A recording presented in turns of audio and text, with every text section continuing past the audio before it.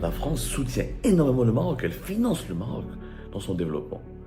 Il nous arrive un malheur, ou la baie des chèvres, le pétrole, le gaz, etc. Est-ce que la France va nous soutenir? Sur le terrain, ce qu'on voit, ce sont des premiers ministres, des ministres marocains, des dirigeants marocains, des diplomates marocains qui savent faire le travail. Il faut dire, ils savent faire. Allez voir la différence entre un diplomate algérien et un diplomate marocain. Regardez comment les deux parlent de leur pays, comment les deux essayent d'amener les investissements dans leur pays. Alors que nous, quand on rencontre les grandes puissances, on leur parle de la Palestine, on leur parle du Sahara occidental, alors que c'est même pas notre pays, c'est même pas notre territoire. Regardez les Marocains, Est-ce que vous avez vu une entreprise française qui a été emmerdée et inquiétée au Maroc? Ouais, notre pays ne se dote pas de TGV. Pourquoi on ne peut pas faire, nous, un TGV entre Oran et Alger? Un TGV entre Oran, Alger et Constantine. Alors que nos trains circulent entre 160 et 180, le Maroc, lui, avec un bon partenariat avec les Français, il a fait des TGV qui circulent entre 250 jusqu'à même 300 km/h. On cherche des symboles pour sa gloire personnelle. C'est tout. Alors que les dirigeants marocains ne cherchent pas des symboles, ils cherchent des réalisations concrètes pour la gloire de leur pays. La France soutient énormément le Maroc, elle finance le Maroc dans son développement. Il nous arrive un malheur, ou la baie des chèvres, le pétrole, le gaz, etc. Est-ce que la France va nous soutenir? Est-ce que la France va nous financer? J'en doute fort. Maintenant, vous allez me dire, il y a des lobbies marocains importants en France. C'est quoi les arguments? Quand on parle des sujets, la différence, à chaque fois que j'aborde en tout cas l'efficacité des relations franco-marocaines, ou la pertinence, ou l'impact positif et de l'importance des investissements français au Maroc par rapport à la situation économique, par rapport aux relations économiques franco-algériennes, on me sort toujours deux arguments très vagues et bateaux.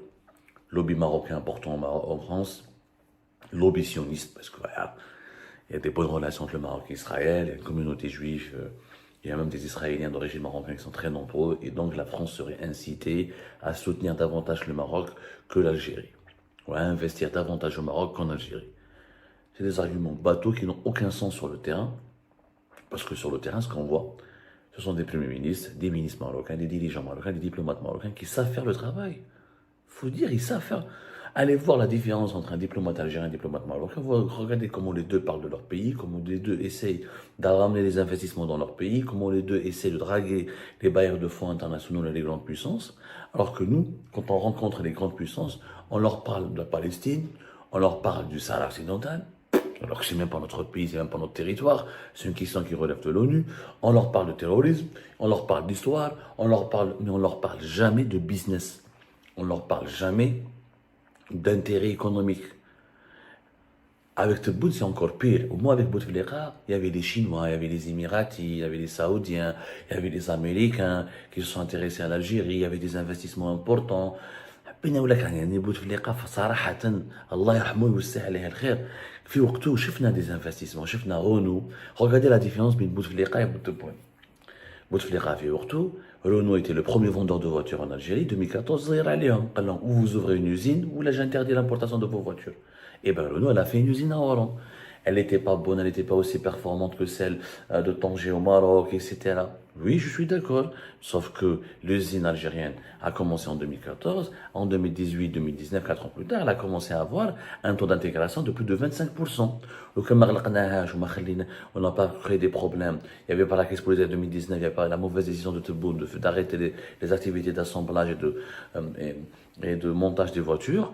Et bien Renault en 2024, elle aurait eu maintenant un taux d'intégration de plus de 30 à 40%, ce qui fait un produit national.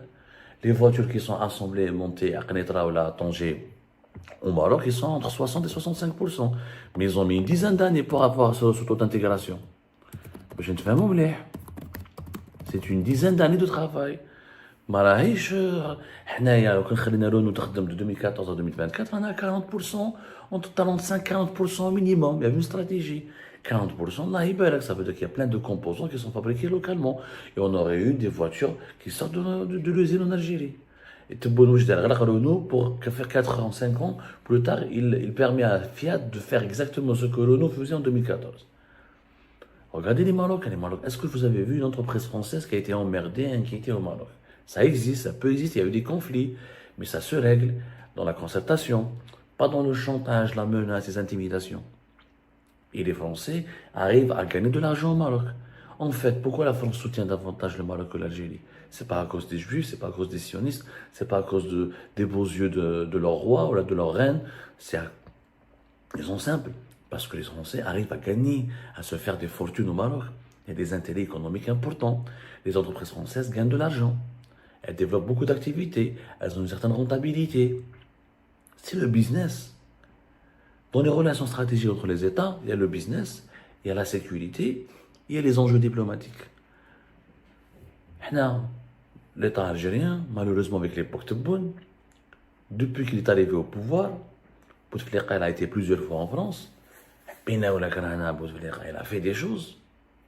Le pays a été construit, il y a eu une implication de l'Agence française de développement, il y a eu une amélioration des rapports, il y a eu une amélioration. La France était revenue en Algérie avec Bouteflika, il y a eu un développement des liaisons aériennes, il y avait Total qui a commencé à investir davantage en Algérie, il y a eu Renault, il y avait le projet de l'usine de Peugeot, il y avait Alstom qui a investi aussi en Algérie, avec Bouteflika, il y a eu Société Générale et BNB qui se sont développés. Il y a eu des actions favorables à l'économie algérienne. Mais pourquoi il n'y a pas d'action favorable de la part des entreprises et des groupes français favorables à l'économie algérienne? Parce que Tebboune, ça n'intéresse pas. Tebboune, depuis qu'il est arrivé au pouvoir, il veut aller en France. Il veut contraindre la France à s'excuser, à demander pardon en Algérie. Il veut il veut aller en France, il veut aller Château d'Ambos à l'Emir Abdelkader. Il veut que la France lui déroule le tapis rouge, l'aide, le soutient, lui reconnaisse sa légitimité, lui offre des cadeaux historiques. Il parle que d'histoire et de mémoire. Pourquoi? Parce que Tebboune, il veut utiliser la France comme un tremplin, comme un moyen pour arriver à une fin. C'est quoi cette fin? C'est de dire que je suis l'équivalent de Boumediene, je suis celui qui a réhabilité le nationalisme algérien, je suis le président algérien qui a contraint la France à donner des objets historiques volés par le colonialisme, je suis celui qui a fait plier la France, je suis celui qui a imposé à la France un rapport d'égal à égal. En fait, ce que Tebboune veut faire, c'est il utilise la France pour sa propre gloire personnelle. Tebboune ne pense qu'à sa gloire personnelle, il ne pense pas au pays. S'il était vraiment pragmatique, et s'il pensait réellement à sa patrie, à son pays, il devrait être beaucoup plus subtil, beaucoup plus intelligent et demander aux Français, parler de mémoire et d'histoire, c'est légitime, parce que la colonisation française en Algérie n'a rien à voir avec la colonisation française au Maroc, je suis d'accord. Ceci dit, nous sommes un pays jeune, nous avons vaincu la France, ça fait plus de 60 ans d'indépendance, c'est pas la priorité. Tu traites de l'histoire, tu fais pression sur l'histoire, mais tu n'oublies pas l'économie. Tu n'oublies pas les investissements qui doivent créer des emplois pour les jeunes Algériens. Tu ne dois pas oublier les infrastructures. Tu dois pas. Ouais, notre pays ne se dote pas de TGV. Pourquoi on ne peut pas faire, nous, un TGV entre Oran et Alger? Un TGV entre Oran, Alger et Constantine, Alger et Bdjaya. Alors que nos trains circulent entre 160 et 180, le Maroc, lui, avec un bon partenariat avec les Français, il a fait des TGV qui circulent entre 250 jusqu'à même 300 km par heure. Notre pays, mais au lieu de parler que d'histoire, etc., etc. Mais pour Tebboune, il ne considère pas que l'économie est une manière de lui offrir une gloire personnelle. Or, Tebboune devrait comprendre que dans ses rapports avec la France, il devrait challenger le Maroc, concurrencer le Maroc, ça s'appelle la concurrence loyale, et pas la rivalité haineuse et addique, et attirer vers l'Algérie des investissements importants, et convaincre les entreprises françaises de s'implanter en Algérie comme elles s'implantent au Maroc, et de créer d'autres activités pour créer des emplois, apporter de la valeur ajoutée. C'est ça. Mais Tebboune, Tebboune cherche des symboles. Comme il est parti en Russie, il a été accueilli par Poutine, drapeau algérien qui il fait juin 2023, il a utilisé ça pour dire que l'Algérie est redevenue l'ami des grandes puissances. L'Algérie a accès aux grandes puissances. C'est le symbole.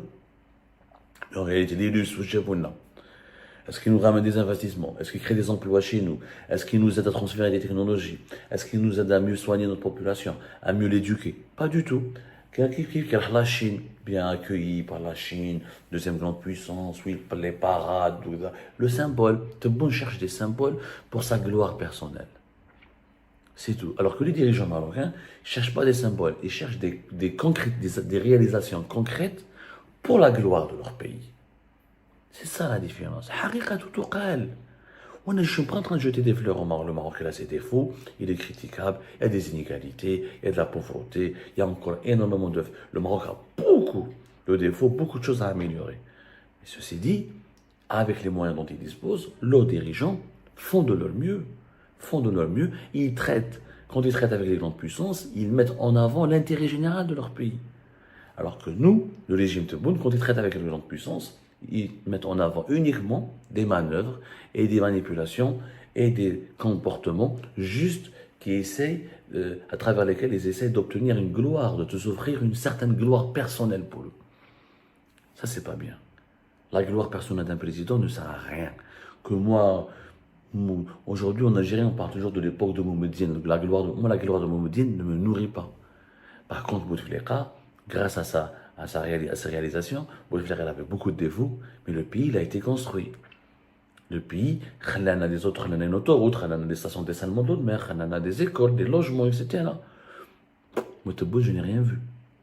Que des finitions de projets qui existaient avant lui. Pourquoi? Parce que le monsieur, il pense qu'à sa gloire personnelle. Comment redevenir légitime, comment asseoir son pouvoir, comment rester au pouvoir, comment obtenir la reconnaissance des grandes puissances. Mais la reconnaissance de ton peuple, la légitimité d'un président vient de la reconnaissance de son peuple. Et la reconnaissance du peuple, tu l'obtiens quand tu développes ton pays, quand tu construis ton pays, quand tu utilises à bon escient les potentialités de notre pays. L'Algérie, elle a de quoi faire des dizaines de TGV. Elle peut organiser elle aussi une Coupe du Monde. Elle peut organiser elle aussi une Coupe d'Afrique. Mais qu'est-ce qu'il faut faire? Il faut avoir des dirigeants qui pensent d'abord à l'intérêt de leur pays.